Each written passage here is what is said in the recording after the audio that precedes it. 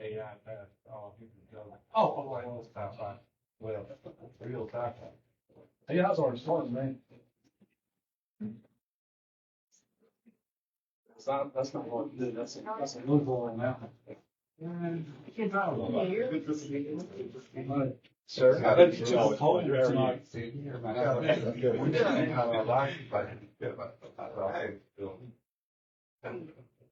What? That's, we gotta learn how to unlock our mind. Yeah, it's sitting there waiting. His telephone's on the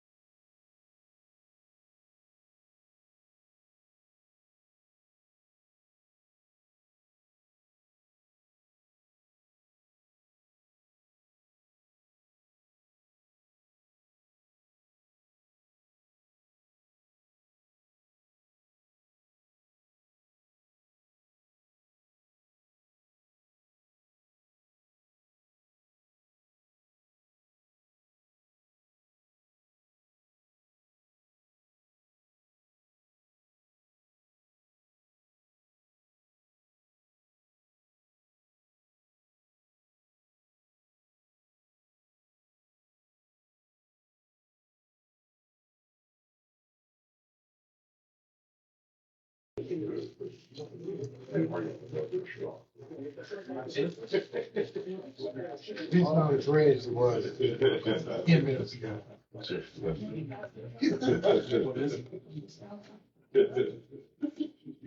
Charles, how you doing?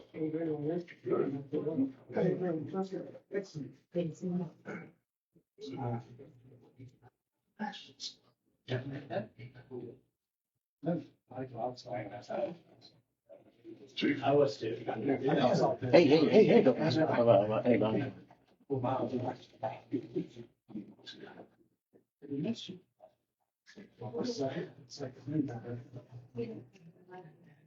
Yeah. Why is it cut out? No, that's all right. Chief. Yeah, I hear.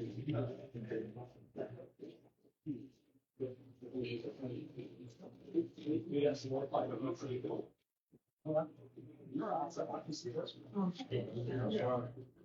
Clark still. Kick it October, November, and official next day.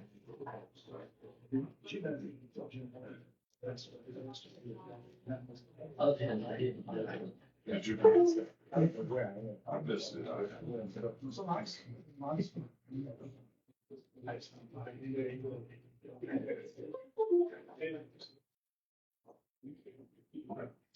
Knowing him, I'm not. Not that either. But kind of. You ever done any business? Back on the old one? I some of my, I love so. Yeah, yeah. No.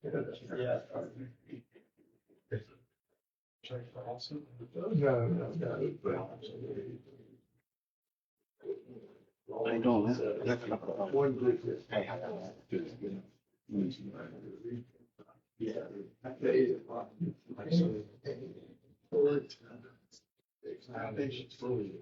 that's a hit. Well, You know, the brick behind it. You know, yeah, but there's only so much of it that you can see. It's. Yes. Whoa.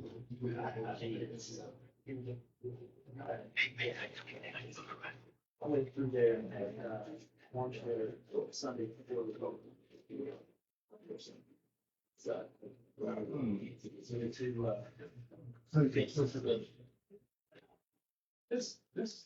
This fun.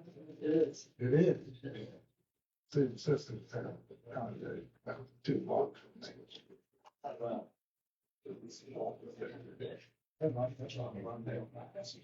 Oh, yeah, sure is.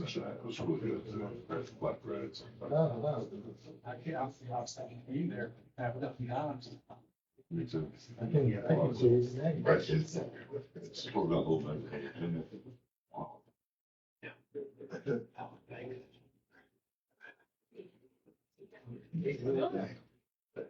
And remind me of Chapel Hill.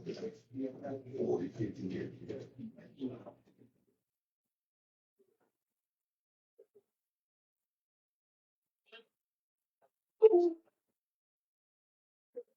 Thank you.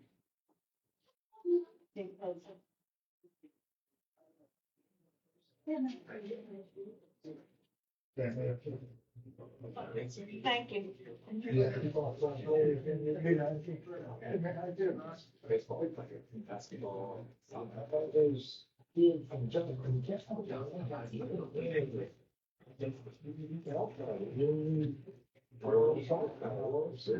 The state has been Clayton, those actually are good line. Yeah. I'll sell you. Most of the kids. Did you get the coach out of the game? 4 years ago. One more. So, 4 kids, 4 years ago.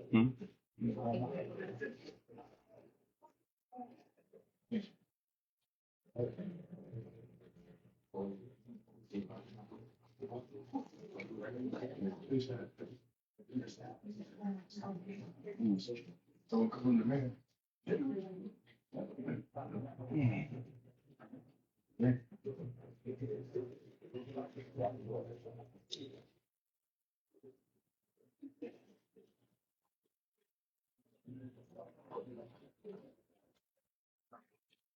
Now, 5:03, I would like to call this Rocky Mount City Council Committee of the whole meeting to order. First off, I would like to welcome all the citizens and guests to the meeting. This meeting is designed as a work session for council members to receive, review, and discuss information prepared by staff.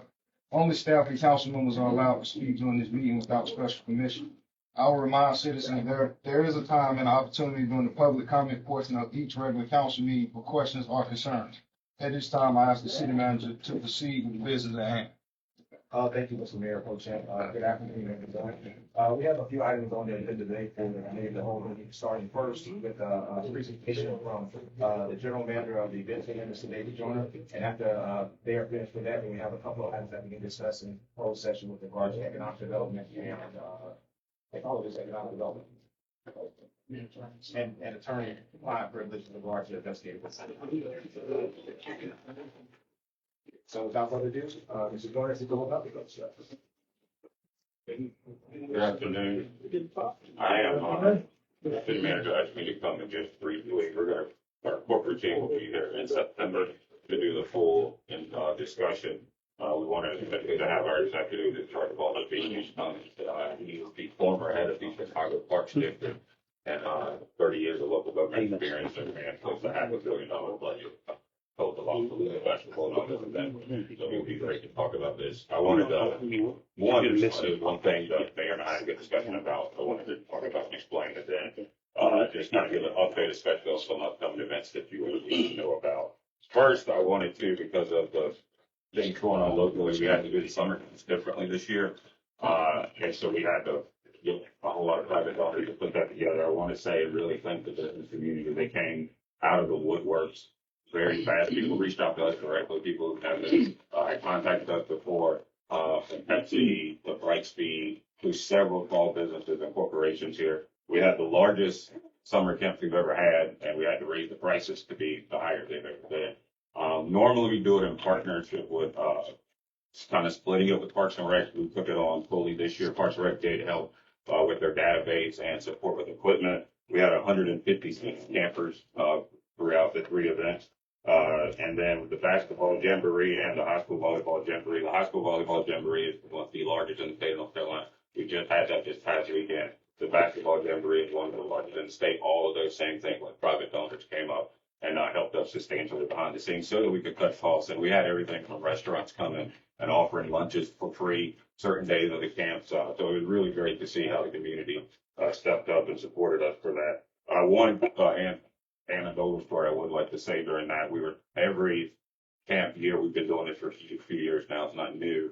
On the Friday, they take them to the ice cream shop and the purchase candies. And this year they were there and some of the campers didn't have any money. Apparently my management were about to pay for it. And another business owner who owns a retail shop next door, she overheard that and she offered to pay for several of the campers and told the staff that she appreciated just the work that on the camp for the community. So I just really wanted to thank the private business community as well as all the parents and everyone who came together for that. One thing I did want to announce is on November 8th, we can officially say now, and this is really important because we're going to want your support and cheerleading on this. The CIAA, for the first time, will be hosting the CIAA volleyball tournament conference championship. The CIAA reached out to us. They said parents who attended our volleyball tournaments contacted some of them. Normally this is things that cities pay for, pay for the bid. Obviously we don't do that. And so that they'll be paying us rent. I also want to thank Nash County Travel and Tourism, who behind the scenes, when they called us, we reached out to them because I knew that we weren't going to be able to offer things certain cities, typically offer. So we asked Nash County Travel and Tourism to help us at the start. And they put together a meeting. It was after their normal funding time, and they were paying $10,000 to the group to also help them come. That's going to be a 4-day event where all the colleges and the CIAA who have volleyball teams will be competing. That is a big deal to host that. That can open a whole lot of other doors. And I'll put it in perspective. The Little League World Series that happened in Greenville, North Carolina, that's 12 teams, roughly. And in addition to the city hosting it at their facilities and all that, they also pay $25,000. The city pays to the sports commission every year just for the marketing of the event. We don't do any tournament that's 12 teams. All of our travel tournaments are at least 50, and for us, that's small. So I'm just saying that to put it in perspective. So to host a college event, especially right now, and they reached out to us was huge. And so that's going to be in November. It's a great opportunity. We understand the limitations, but we will be asking, mainly just for cheerleading and support. There's going to be a lot of press conferences. They'll be staying in the community that can open up a whole lot of other doors with other events. I also wanted to say that one in particular, the Southern Sound Showdown on September 18th, we held this last year. That was about 1,000 people. That was an event that used to be in Fayetteville. It was a big car and bike show. They moved it to Rocky Mountain. It's an indoor and outdoor event. Same thing. They pay rent and all of that. But they bring together a lot of people. They were a little disappointed last year just in the lack of, the community coming out. So this year we wanted to make sure we pointed that out to everybody about like how big that is. They had people come in from all over the state for that event as well. And then I wanted to one thing that, just the mayor brought up the World University Games. And so the World University Games, I don't know if you've seen it on the news, but they're talking about, they're being held in a bunch of different cities like Raleigh, Greensboro, places like that. All those type of events, we would love to host. The difference is, and that was the argument that we've, been making for some years now, is they pay bid fees for those. So it's not a thing where we can just say, hey, we're going to be in that event. We actually asked them to send over the information so that we could see and kind of explain what their criteria was. But most of the cities paid at least a host $15,000 just for the venue. In addition to that, there's a whole lot of other stuff from meals, room nights, and those kind of things that are allotted. So it's not that we're not trying to get those type of things, it's that we can't do both, right? Like we get our structure and then the message that we're getting is charge as much as possible, and run it that way. And that's what we're doing. Those communities do it completely different. Like that's why you use Pringle, for example. So that is a good event. They did say there was an opportunity. They would, of course, reach out to us to host it. We could help them and support them in some way. But that is a big event. The state and a lot of communities in the state are double down on sports. We are happy with that because we are huge in sports. That's the trend. That's the trend that everybody's going. I just got on good authority formally that New Bern is now exploring building a facility similar to ours. They already have a convention center. So we're doing what we can to continue to maintain and keep that momentum. I will say also, I did want to just share the numbers that we just ended the sports tourism season. We had a total of 63,806 spectators. And when I use those numbers again, these are not estimates. These are people paid tickets to come into the facility to watch the sports. We have to track those and pay them out to the people who host the events. And then we hosted 26 tournaments, 1,986 teams. In addition to that, another special event that's coming up, that's the first time that we open to the community. The Ella Baker Educational Project is having their North Carolina 10th anniversary. They attended a jazz event that we put together. That's why we do those type of events when we can. They're also marketing opportunities. Because of that, they came and said they wanted to host an event with us. And so now they're bringing that event to our facility for the first time as well. Nash County Travel and Tourism has been doing a lot behind the scenes to help. I also want to mention on 21st, we'll be hosting a Royal Cheer competition. It will be the first time we ever hosted this cheerleading event, especially in the off season. What's special about that is Nash County Travel and Tourism pays just an entity called Play Easy. And what that is that's where you go and see where a lot of the tournaments are that are coming that you can bid on. They pay for that software so that we don't have to. They forwarded that to Kiora, who then helped her. And these people are paying rent. Again, they're not getting any bid fees or anything like that from us. So all those things will be first time in the all season. So I just wanted to share that. The CIAA especially is a really big event. I hope that we can do what we can to make a big deal about that because any other city our size would pay for it. And so what I want to say is I want to make sure that we can at least just roll out the red carpet, that there's a lot of cheerleading about it. It's going to open up a lot of doors in the future for us with other events. And they wanted to do it that week. We're doing it because they're also, right after that, the football conference they're going to have in Durham. So they're going to be with us the first part of the week, and then the weekend they're going to have the football conference in Durham. So we'll have the formal meeting with our corporate team in September. We're finalizing that date as I told myself. Yeah. Thank you for that presentation, Dave. Now I guess we'll open the floor for questions from council. Here, I just have one. 63,000 spectators, 26 tournaments. Is that up or down from prior years? Oh, I mean, yeah. 5%, 10%. I can get you that. Yeah, that would be great if you don't mind. That'd be helpful. And I'll say with the sports, we haven't seen anything but that continue to go up. That's a national trend. And And because of that, what we're seeing is communities are not just New Bern, but there are other cities that we found out on good authority from state officials that are also now in the consultant stage. Greenville is one of them. Greenville is now looking at. Oh, I get a call from all You the know, communities asking how. So that's only growing. But I guess what I'm asking, what's the trend line, and is that consistent with what you're seeing statewide? Maybe that's a question for September, but that would be interesting to know. No, yes. I can go and tell Are we you. on track with, behind, or above? On the sports tournament, so we are one of the leaders in the state with amateur sports tournament. Here, yeah. Why do you think we keep getting chosen? I can tell you three things. They love the facility. And what I'll say that is in our network, our facility is one of the most versatile, meaning that when the city officials had it built, they wanted it to be able to have events and non-sporting events. And so that made it a different experience for the guests. Our drive time is another one. Most of them are staying overnight, but it's easier for them to get to us off of 95. And then the third thing is the experience. You get that all week. So the way that works, and that's why I always caution people, I can't go off of, somebody's uncle that they heard say so-and-so. The person, our client is the tournament director. The tournament director is paid for the tournament. Tournament director makes his money if teams want to come to their tournament, his or her tournament. They are the ones who we're negotiating with and competing with. Like I was sharing with the mayor, say at Virginia Beach and Myrtle Beach, we have tournaments that we have here that also go there, that they're getting grants for to go there. So the fact they're coming here and still willing to pay says they like coming here. So we want to keep that, consistent. But that's what it is. CIAA, they also saw, and we're happy to see that we were ranked last year, and I want to thank Travel and Tourism again for that, as the third best volleyball facility, in the country. We didn't nominate ourselves. I didn't even know anything about that. Travel and Tourism did that. They nominated us. We didn't even know. We couldn't even know anything to muster a vote campaign. So this was from the tournament director and the spectators. That helps. That kind of marketing helps you solidify that. And that's why it's going to be on us to lay out a real nice experience for them, because that's what they're going to judge it against. Because it's here now, I promise you other cities near us are going to offer stuff to try to leave it. Congratulations on attracting those big tournaments. Great job. Year-to-date performance, picking back on what the mayor say, how is that compared with the budget and last year? So we're going to go over the detail in September, but I would say we ended the year. It was 2.3, it was a little over 2.3. We had one tournament that we lost due to the snow.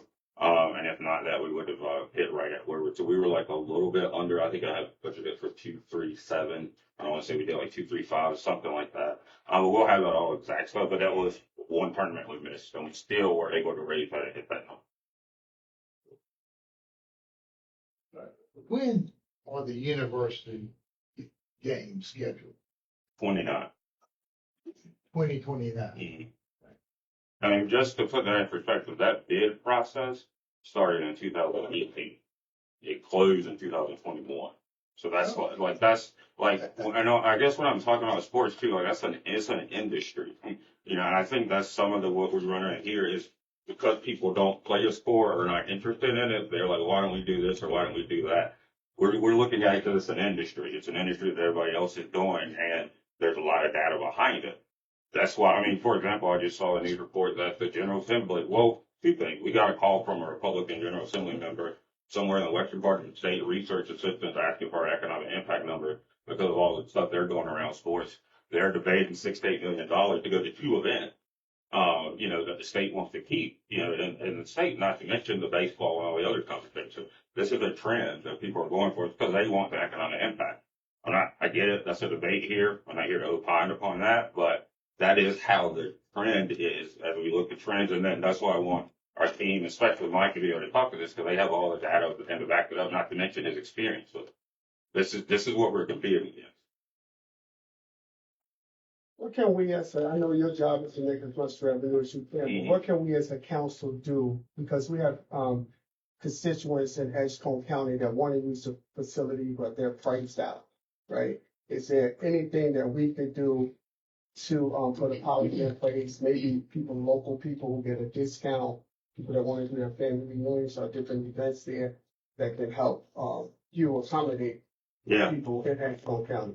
Well, the best way Councilman is saying is, yes, that would be a council thing, but we can't do that. You know what I'm saying? If our message is you gotta raise as much revenue as possible, I don't have the tools to work with to do that. So, cause to your point, if we do it cheaper and it's 200 people, right? The expense is still the same expense, but there's 200 people. So there's still, and I'm judged for the expense in the way other departments. You see, my budget isn't just, hey, you got this budget, spend it. It is, people ask sometimes, why can't you open up for this or that? Because I have to staff it. You see what I'm saying? It's not the same way when Parks and Rec does staffing versus how I have to do it. So like, yes, but that's a council decision where a lot of communities do the offside of that. Like where, I know you talked about concerts a lot, same thing. We love doing concerts, but we have to do them based on a rental model where you pay rent out. The backup, it was, I can't remember what, maybe some few years back, Elton, when he was the city manager, sorry. When he was the city manager, when he was the assistant city manager, some council asked him to look at, just to get a second opinion on the way we did concerts. He came back and we were correct for what he found out. They said it was two models. You can do one where you have a budget to put on concerts, because meaning that you're going to take the risk of whether people are not coming. That's how a lot of cities do it. So when you're seeing these festivals and everything, they're paying for it. Like yes, they get partners, but they're paying for it. When we do it, it's just like if you book a wedding, you got to pay rent. And so we have to factor in all those expenses, but we still try to do as much as we can. And I will say on the concert piece, none of our concerts have paid what our tournaments pay because we recognize that they're local and that we can't guarantee that the market is going to give them the tickets that they want. You know, like we don't know they're going to sell 1,000 tickets, but most of them do average 1,000 tickets. The problem is there's a mindset that because it's Rocky Mount, people assume they're just going to sell out because people in Rocky Mount don't have anything else to do, and that's just not how the market works. That's not how people make decisions. We average, and they make good money. It's just their expectation on what they think they can sell in Rocky Mount. Because they're not doing it for free. It's not a nonprofit. They're doing it to make money. You know, so to your point, yeah, that's a separate discussion that, council can make. We can't just arbitrarily do that because then, to your question, you're going to ask about revenue. So if, you can't do both. You know what I'm saying? Thank you. So, thank you for the way you answered it, because the tone of what happens there depends here. And if all of our concerns are simply about the break-even point in the business, and we're not looking at full benefit that comes to the entire community, then that's our model. And you can't ask for discounts from the community if we're saying we're losing money, because that's where the money loss is going to be got. But the question I have, expand the conversation, might not be able to answer it today. And I would hope the thing from SFM would be able to take into account. I'd like to know the value of the event center to the vibrancy of our hotel and restaurant industry in Rocky Mount. And for whatever our investment is that we're making here, what is the return that the hotels are seeing, the restaurants are seeing? How many people is that are being employed? Who do you employ? Do you employ people locally? Do you employ them extra locally? Are they folks that, are competitive in other places, or are we building a labor pool that feeds other industries? So, and it could be some of both and maybe neither one, I don't know. But if you can't answer it today, I would like to have that better, more fully. Yeah, we track all that. We can't answer. I would also add to that too. I think it would be good so you're not just hearing it from us, to hear it from Nash County Travel and Tourism. Even though we're located in Edgecombe County, that is where the hotels are. I did fail to mention, I want to make sure I mention while I'm on that lens, Edgecombe County Tourism Department, Edgecombe County Parks Department, and their tourism department, they don't have, obviously, the tourism hotel revenue. So they stepped up this year and helped Edgecombe County Parks Department with a sponsor on our summer camps, and our jamboree. Edgecombe County Tourism Office put together a little bit of money each year where they'll give to go towards an event. And as far as the hotels and the restaurant, I can tell you, the sponsorships and from the hotels and restaurant has only grown. It grew substantially fast just in the last few months. In spite of some of the negative stuff that's been said about the event center, we saw growth from them in sponsorship. And we have nothing but good relationship. We get all that feedback, but I want you to hear that. So it's just not us saying it. Travel and Tourism works with them directly, and they can tell you from their own mouths, and they track it as well. So brought up about revenue, and as you well know, SFA did the performance. Yeah. And so when they come in, when corporate, whoever corporate is, comes in September, we're going to touch on the pro forma that was presented back in 20, whatever, 14, 15. Because the numbers aren't tracking to what SFA said that where we're going to be. I mean, granted, we had COVID, but we're what, 8 years into this 7 years in. I'm not sure what positive is supposed to be. We're supposed to lose money the first 3 years and be positive after that. Not looking at economic impact, not looking at any of that. I'm just talking pure cash flow. The last 5 years, we've lost $7.2 million. And in the pro forma, which I have right here, David, every time you come, you talk about, we don't pay for these tournaments to come in, or we don't bid on tournaments, but in the pro forma, unless you tell me otherwise, I don't see where that's in it. Yeah, so as far as the pro forma, I wasn't here. I wasn't here either. Yeah, so but that's why I want corporate to come in here and address it, because they're the ones that recommended and said this thing is going to be successful. Not only are you going to be cash flow positive, but the economic impact, and I don't see it. And so I want them to be prepared, and I want you to put them on notice to be able to address that. I agree with the economic impact. I guarantee the hotels, how many hotels have been built since the, a few, but they stay pretty busy. And we have some restaurants that are in that area. And the Nash County, you mentioned Nash County benefit, and I want to take this opportunity, since I've taken the opportunity in the past, to talk about the travel and tourism tax. I'm not sure what you call it, occupancy tax. The benefit that Nash County as a whole has received on that, it has been great. The town of Nashville's received benefit, Bailey, Spring Hope, the lights coming in from Nashville off of 64, I think, were a result of that tax. So I say that because while I'm talking about revenue, and it's important, we've got to look at that, especially where we are today. I assume everybody agrees with that. But they're at, and I was the biggest opponent of the event center, but I'm the biggest proponent of it now because we got to make this thing work, not only for Rocky Mountain, but for the entire region. I think it has benefited Rocky Mountain. I also think it's benefited Nash County and Edgecombe County. But specifically, I say this with all the criticism we're getting from the town of Nashville and other parts of Nash County. They wouldn't have the things that they have if it were not for the travel and tourism coming to the city of Rocky Mount, because they're benefiting greatly. In fact, I've got a list somewhere. In fact, city manager, I think we need to request out from travel and tourism for the past 10 years. And what specifically it's gone to, I know they have it itemized. And I think not only do we need to get that and pass it to the city council and the mayor, I think we need to stick it on our website and make sure that the world knows the benefit that is coming out of the city of Rocky Mount. So, but please have your SFA, SFM, whoever's showing up from corporate to address the pro forma and to where we are. And we've already I fully already prepped them on that, and they're aware of that and ready to talk about that. It's just an ongoing conversation that we have because of how it comes up constantly here.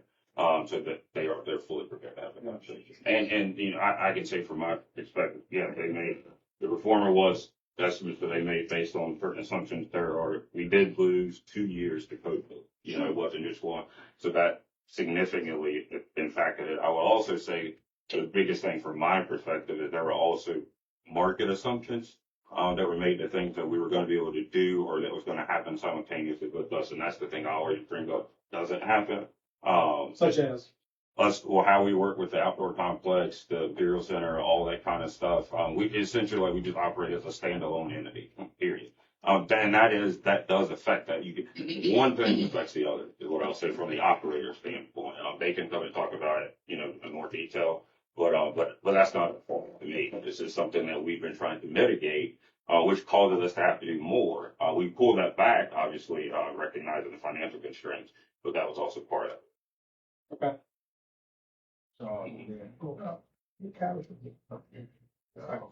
Two questions, one for the manager. Wise kind of hit on it. I think it'd be nice for us to have a meeting with the Travel Nash County Tourism Authority. I've been on council now 4 years and have had that discussion. I think it's time that we need to have some more ongoing relationship. David, a year or two ago, we kind of worked an agreement using the Booker T. Washington complex from time to time. Mm-hmm. Tell us about how is that going? Has it really been used, or what Yeah, can be so- done to encourage other events To to go there. look at the Booker T. Washington? So what we did with it, just for clarity, was it allowed us to be able to use it when we needed it. It's still ran by Parks and Rec. Right. We have used it a few times, but there has been more times where it's come up, but they had stuff going on there, and we don't like we have to follow that. Sure. But for the most part, it's been great every time we use it. We are not actively, because we didn't want to impede with them. There was a little bit more friction than like we had to smooth out as far as not causing conflict with them. But it worked out when we needed. But it's not something we're like focusing on privately. But when we have these events and stuff coming up, but this goes to my point. So even when some of these things come up, we can't automatically say like, hey, we can also give you this space. A lot of those things, if we can get some of that stuff figured out, we can work on that easier. Because people expect that and they're getting that when they go to other places. Same thing like I'm saying with the Imperial Center.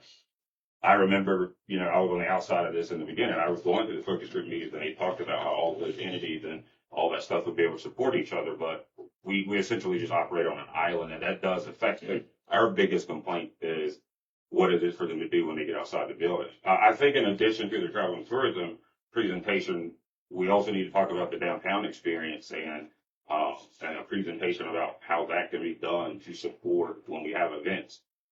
Because if thousands of people are there, we can't be held accountable that they don't go to a particular restaurant. I can't force that to do that. That's in the restaurant, but I do think that there are things that's not in our purview to do that can be done. Right. So also, like Councilman Harris said about the BTW when we talked, I know Trifecta came up. You get a lot of people calling to, I guess, rent or use Trifecta. The event center's too high. No, we don't get a lot. We've had like mainly just 2 or 3 community events that are wanting to use it. It's not really in condition to be able to do that, but that it hasn't been set up for that. You to be able to do that. So that's not a thing that you can't even easily do. What I will say, what we recommend people is you have 2 facilities that are perfect when they can't afford the event center. You have the Imperial Center and you have Booker T. In both of those facilities, you can bring in food. We can't, allow people to bring in outside food and all that kind of thing. So that affects your whole business model. If that makes sense. So is that being marketed? Because I know a lot of people that come to me saying they can afford to use the event center, that they can use these other facilities at a lower price. Yeah, those facilities need to market that. We market ours, and we'll tell them that when they call. I can't speak to how they market the Imperial Center or Booker T. No, I was talking about the Trifecta and the other, Same thing, like Trifecta, like those are not facilities we're marketing. We primarily use Trifecta for stores. Like Trifecta isn't really set up, is what I'm saying, to have an event from fire code and all that kind of stuff, because it was just used primarily for storage. Booker T and the Imperial Center are fully ready, but that's 2 Parks and Rec. Yeah. When you said $7.2 million, is that per year? Is that over 5 years? It's over 5 years, 5 year and that period. was sent to us this afternoon. Okay. So, being that the taxpayers are paying, losing 7.2 million. What recommendations can you give to us that we can make it more affordable for them to use it? Because their tax dollars are already going towards that. And now when they want to use it, or either you spoke about, concerts, that's more quality of life, but having so many things, you know, when the event center doing concerts, locals will go to that, you know, more so than they will go to, the games and the volleyball games that offer them, an outlet, of entertainment. So what recommendations would you make to us to make it more affordable for our demographics to be able to, use it and make it feasible for them? So I think we can go somewhat in discussion of that in September. I don't know that I can speak to what we can do to make that more affordable. What Mike probably and our team will be able to talk about, I think maybe some examples of how they do that in other communities, because they do that. Like, I'm agreeing with you that it's done. I'm agreeing with you what they said about the performer. What I'm also telling you is that what the market is doing right now, and what the majority of these facilities do, they are operating at a loss, and they are also doing all these quality of life things. They're paying for the bids on the World University games. They're having community concerts. That's because those cities want to do that. So, you know, to a degree we can talk about it, but that's for a different discussion, if that makes sense. Got it.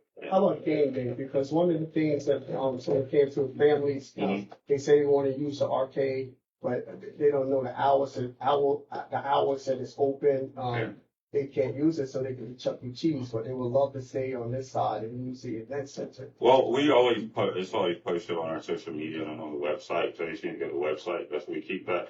But we don't keep it. So when I got here, they had the game day arcade, you know, open during the week for a while, and I just supposed to test it because downtown doesn't have that kind of consistent retail traffic.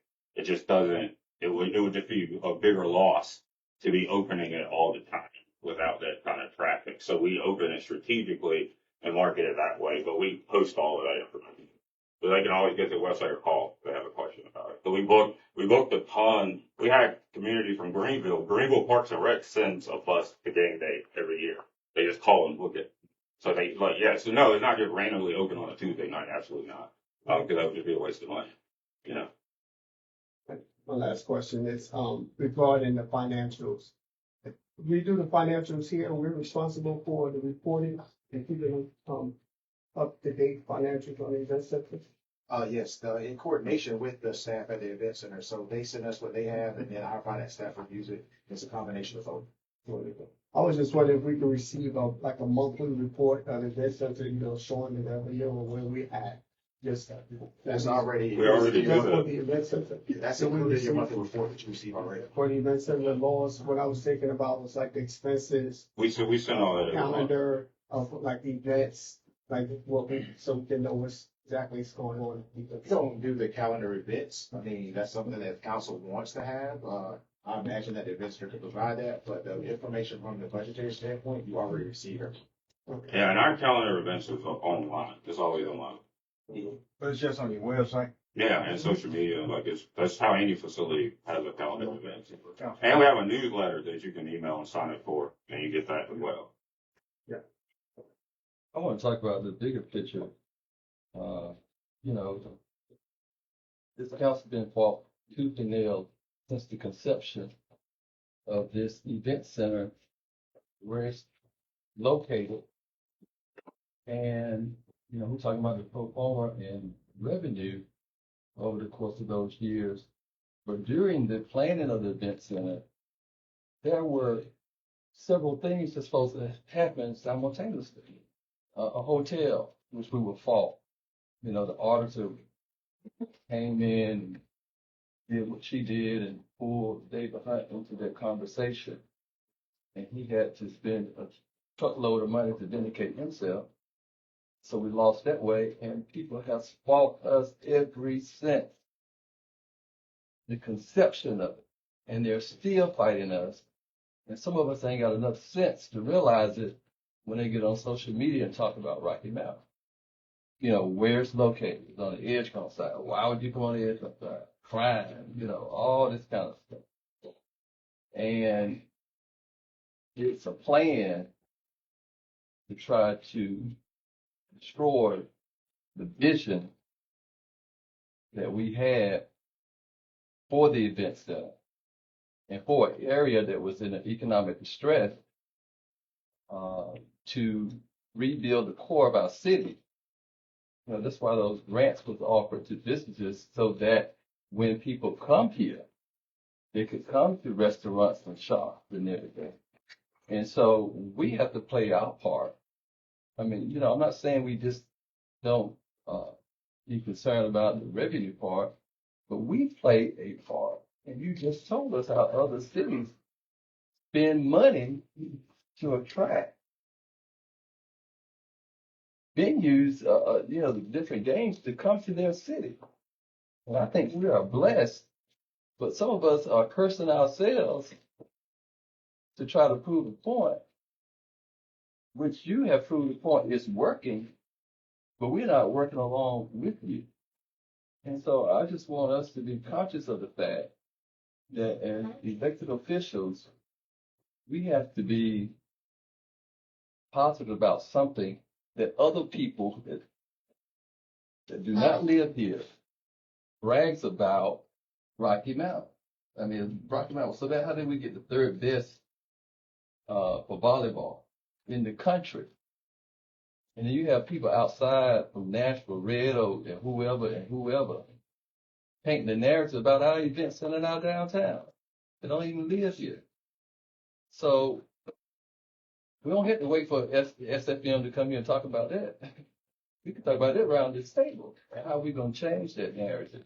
And get back to the policy, we adopt a supposedly affordability policy because we had in mind when the event center was built, it was first called community center, community event center. The prices that's supposed to be compatible to, well, now it's still the Gateway and other venues.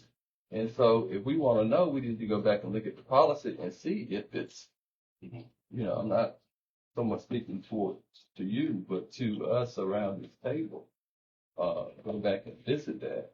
If we do have a policy, and I'm quite sure you are following that policy, but that's the whole thing. This whole event center, you know, you have tried to derail it. And I'm going to say it loud and clear because of where it is and who brought it here. So, I'm through. Yes, thank you for a good job. Appreciate it. Yeah. David, I think we'll probably in September go a little bit more in the weeds and the numbers. Yeah, we just got this. Event center dash concert. For the last 3 fiscal years, 0. Is that really true, or is it somewhere? That's just, else? we just put that in the events line item. So that's just where we change, where we put things. So we put all the events under events instead of like breaking them out by concerts and that type of thing. Oh, okay, well. So like to the point, we're having the Ella Baker Foundation because we had a jazz concert last December. Yeah, I You know do we that. had some concerts. Yeah, so that's, Okay, well, that's fine. Yep. And then event center FEC, what is that? That's the Family Entertainment Center. Okay, But like I said, in September, we're going to go through all of that. yeah, that's fine. And they'll be able to talk about that. I will say, and then just to close, I'll say the last thing to the council point. We haven't, you know, when I think of one of the things it's unfortunate, we get a lot of, from the local community, negative messages sent us and that type of thing on social media. But one thing I would say from the community, from the guests, crime has never come on time. We've never had one event where the tournament director said they felt uncomfortable. And I say we have thousands of people down there, thousands of younger. Volleyball is primarily young women. Basketball is primarily young men, and we haven't had any incidents, as well as, you know, this December, there's a plant in Wilson that's booking 2 weekends for their corporate party because the plant's so big. They're having one weekend for half the plant, the next weekend for another half of the plant, in addition to another company out of Wilson is also booking it. From the guests, we see a lot of very positive. There are things that I think people don't understand of how it works. So, for example, you know, stuff being said that we have kids running the volleyball games and that type of thing. That's just how tournaments work. We don't run any tournament in that facility. The tournament director runs the facility. They're the contractor. So I know sometimes somebody might go to an event and it's their first time, but there's an industry and a process on how those things work. And I just would like to say to the manager, I think, it's probably time we do a new pro forma. Nobody today does a 7-year pro forma and think that things have changed so much, and nobody could estimate COVID. And then post-COVID, the world had changed as well. But we've never changed our projections.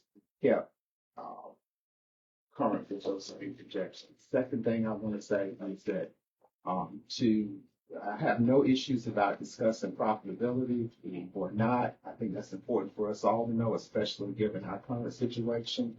And I think if we want to talk about one, we need to talk about it for all.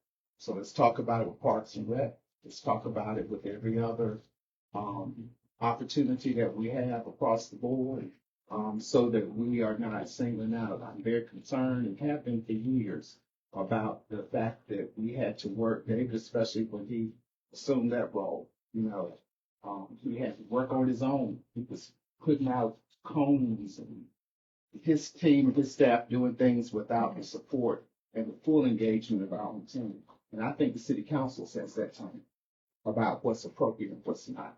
And in our communications internally and externally, if we're not trying to figure out how to make everything work and not coming up with solutions, then I also think perhaps we need to revisit the industry itself. I appreciate what you said about sports, especially college athletics being an industry. Well, all of this is an industry, and there are industry dynamics. For every city that's engaged in travel and tourism, especially with event center managements and convention centers, we went to every city in North Carolina and nobody made money. Nobody made money anywhere except for DPAC. And they had leased out the whole thing to whoever manages that event. And it's not a community-friendly facility. It's strictly one note band. It's one thing that happens there, and that's it. And then the final thing I'm going to say is to reemphasize what you stated, is that the success of the event center is a success of Rocky Mountain. And you cannot divorce the fact that almost a hotel a year has been built since that event center has come in. So it would be great if they're all in national, but okay, it's private money. But whenever we have tried to create incentives to bring things to Edgecombe County that are not here naturally, we've been fought tooth and nail, because the perspective is that everybody should get their own money, but everybody doesn't have equal access. And that's the truth. That's not a point of view, it's just market reality. And if you want something, you got to invest in it. And the returns are coming. We just have to be able to measure where they are and who's being helped. And I would appreciate a fuller picture of that. Yes. This goes to the manager. Where are we accounting for the heads and beds tax, the piece of that we give Nash County for tourism? By the way, I think that's been fabricated already, but we've used that money for the Imperial Center, but back to the point, how much of the event center is driving that occupancy, that's driving that revenue? We make any attempt to try to calculate that internally? I don't think we have before, because before I guess the legislation had changed. We had to basically ask National County Tourism Office for our own funds, but now that has been separated through General Assembly, I think we'll have a better track exactly of how that's funded. And so when we meet with Nash County Travel and Tourism, that's one of the things that I will ask them to provide for us. Yeah, because I just think it's important that we get all the revenue there. I mean, I think we ought to have a conversation. I think it's great, and but let's make sure we get all the revenue, all the expense, and everything is tying in, that we can actually assess it. So no further questions for David. Thank you all for coming. Thank you. Thank you. And next, Mr. Mayor Pro Tem, is an item for a closed session for economic development purposes. So I think some of the council needs to make that motion. Have a motion to And an investigative report by the police department. So moved. Second. All in favor, say aye. And close session. Now, staff, please stay, but the public will have to, leave it as well.